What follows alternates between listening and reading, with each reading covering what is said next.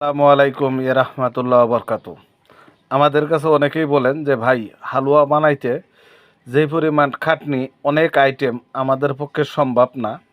আমি তাদের ক্ষেত্রে বলবো, যেই পরিমাণ কিশমিশ, 3 পিস খুরমা খেজুর সকালবেলা চাবাইয়া খায় 1 গ্লাস পানি খাবেন, রাত্রে ভাত খাওয়ার আধা ঘন্টা পরে এই পরিমাণই চাবাইয়া খায় 1 গ্লাস পানি খাবেন।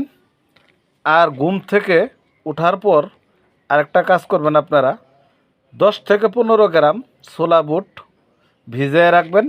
সকালবেলা সেটা খালি পেটে এটার পাশাপাশি খেয়ে নেবেন। আল্লাহর রহমত, আগে যদি 2 মিনিট থাকতেন, 1 সপ্তাহ খাওয়ার পরে হইব 10 মিনিট বা 6-7 মিনিট হবে। আপনারা পরীক্ষা করে দেখেন। আমি এই পরামর্শটা দিলাম।